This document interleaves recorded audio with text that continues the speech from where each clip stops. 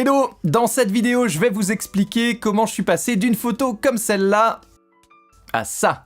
Je vais vous partager 5 conseils pour améliorer vos photos animalières, 5 conseils qui m'ont permis de progresser rapidement. En fin de vidéo, je vous expliquerai comment j'ai fait pour prendre ce cliché alors qu'il faisait presque nuit, sans trop monter en ISO et en obtenant une photo tout à fait nette. Je m'appelle Marc Scheffel et vous êtes sur la chaîne Lunaire.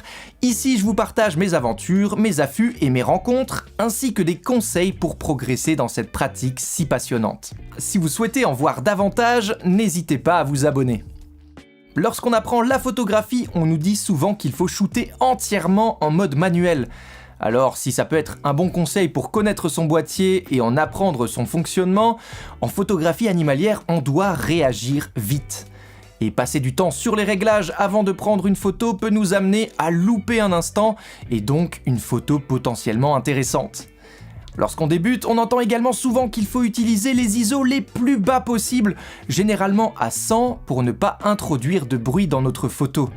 En réalité, rester à 100 ISO tout le temps, c'est vraiment une mauvaise idée. En effet, en photographie animalière, on ne peut observer certains animaux que dans des conditions de luminosité faible, soit au lever ou au coucher du soleil. Et il est important d'utiliser une vitesse d'obturation suffisamment rapide pour que l'image reste nette et qu'on n'introduise pas de flou de bouger. Je vais vous partager les réglages que j'utilise la plupart du temps parce que sur les boîtiers milieu de gamme actuels de chaque marque, la montée en ISO reste assez bonne. C'est pourquoi j'utilise toujours mon appareil dans le mode suivant, mon ouverture et ma vitesse d'obturation en manuel avec les ISO en automatique. Je vous conseille néanmoins de régler une limite supérieure à ne pas dépasser, personnellement c'est 12 800 ISO parce qu'au-delà, l'image est difficilement exploitable.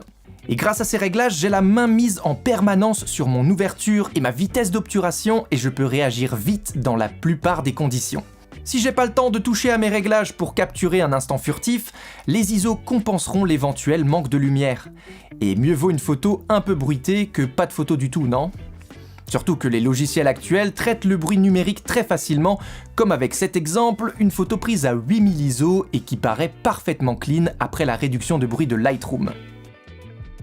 On évoquait justement le fait de réagir vite et de pouvoir faire face à l'imprévu.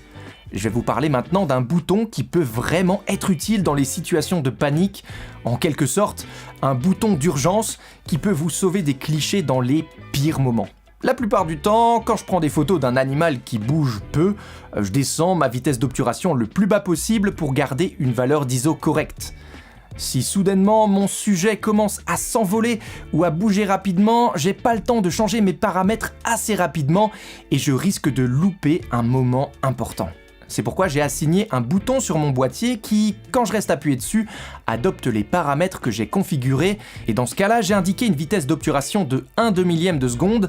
À mon avis, c'est le minimum pour figer un sujet en mouvement. Je vais vous indiquer comment paramétrer ce bouton sur les boîtiers Sony, mais je sais qu'il existe un équivalent pour les autres marques. Pour ce faire, on va d'abord se mettre en mode manuel pour régler les paramètres dont on aura besoin pour ce bouton. Ici, je vais indiquer une vitesse d'1/2 millième de seconde comme on l'a vu précédemment. Vous pouvez évidemment mettre une vitesse plus rapide encore si vous estimez que c'est nécessaire. On règle le mode d'entraînement en rafale, l'ouverture la plus grande et les ISO en automatique. Personnellement, je vais utiliser la zone de mise au point qui s'appelle justement zone, mais là, c'est vraiment selon vos préférences.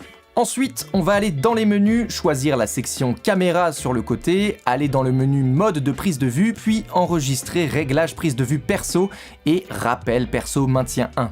Je vais cliquer sur importer réglage actuel, ça va donc prendre tous les paramètres que l'on vient de renseigner.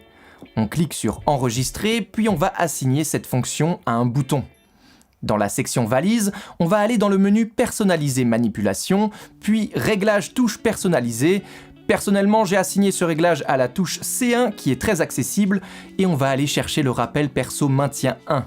Maintenant, à chaque fois que vous allez rester appuyé sur ce bouton, vos paramètres vont changer et vous serez prêt pour n'importe quelle situation. Très pratique par exemple pour prendre des oiseaux en plein vol alors que c'était pas du tout prévu à la base. Et quand vous relâcherez le bouton, ça repassera sur vos réglages précédents.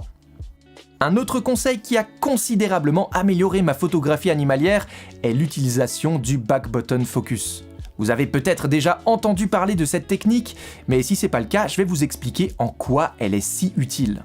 Comme vous le savez déjà, la mise au point habituellement se fait en appuyant à mi-course sur le déclencheur, ce qui peut parfois conduire à des erreurs, surtout dans des situations où l'on doit être réactif, comme on l'a déjà vu avant. Avec le Back Button Focus, vous attribuez la mise au point à un bouton spécifique à l'arrière de votre appareil. En général, on prend celui de l'AF On. Ici, ça vous permet de séparer la mise au point de la prise de vue. Et l'utilité dans tout ça, vous allez me dire, eh bien, c'est que vous pouvez verrouiller la mise au point sur un sujet et ensuite changer la composition de votre image si vous le souhaitez. C'est aussi particulièrement utile pour suivre un animal en mouvement. En restant appuyé sur ce bouton, vous pouvez ensuite déclencher autant de fois que nécessaire. Votre point de focus devrait toujours suivre votre sujet. On peut le faire sur les boîtiers de toutes les marques, mais je vais encore une fois vous montrer comment régler ça sur un Sony. On va aller dans le menu, section AF/MF, puis on va régler autofocus par déclencheur sur Off. On va ensuite assigner la touche AF On sur autofocus activé.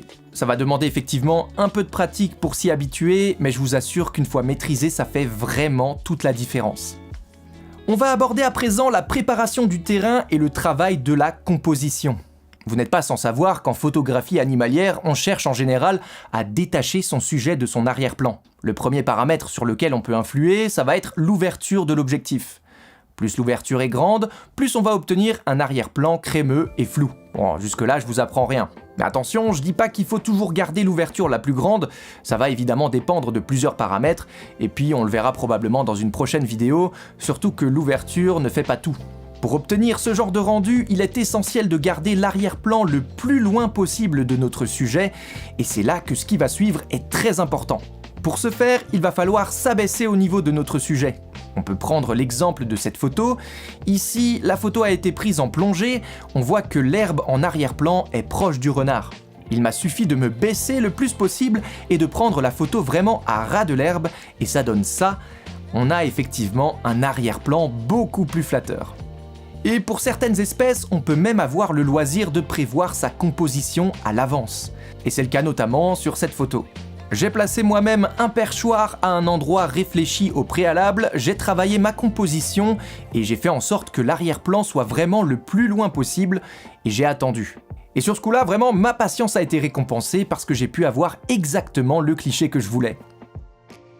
Pour finir, la dernière astuce concerne les prises de vue en très basse lumière et je vais vous expliquer comment j'ai pris cette photo. Quand la lumière manque vraiment, on a tendance à baisser la vitesse d'obturation, c'est normal, mais même sur trépied à des vitesses très basses, le simple fait de toucher son boîtier et d'appuyer sur le déclencheur peut introduire du flou de mouvement dans notre image. Une première méthode très simple, c'est de mettre un timer de 2 secondes minimum avant déclenchement, le temps d'éliminer toute vibration liée à l'appui sur le déclencheur. Mais comme on le sait tous, en photographie animalière, parfois 2 secondes c'est déjà trop long et notre sujet a peut-être déjà bougé. Et c'est pourquoi j'emmène toujours une télécommande dans mon sac et je ne sors jamais sans. Ici, j'en ai une sans fil de la marque Sony, mais en réalité n'importe laquelle des télécommandes fera parfaitement l'affaire. J'ai ici un bouton pour le focus et un bouton pour déclencher. Je peux alors tout faire à distance sans toucher l'appareil et sans prendre le risque de transmettre la moindre vibration qui pourrait ruiner totalement ma photo. Et dès que les conditions lumineuses sont trop compliquées, je la sors et je touche le moins possible à mon appareil. Ça me permet également de lancer un enregistrement vidéo et j'ai un bouton supplémentaire que je peux personnaliser. Je l'ai essayé récemment pour photographier des chevêches et c'est clair que depuis je peux vraiment plus m'en passer. C'est très simple, il y a énormément de clichés que j'aurais pas eu sans cette télécommande. Si on veut aller encore plus loin, on peut passer en obturateur électronique pour également éliminer les éventuelles vibrations du shutter. Si ces conseils vous ont été utiles, pensez à vous abonner pour ne rien rater des prochaines vidéos. En tout cas, on se retrouve très bientôt pour de nouvelles aventures.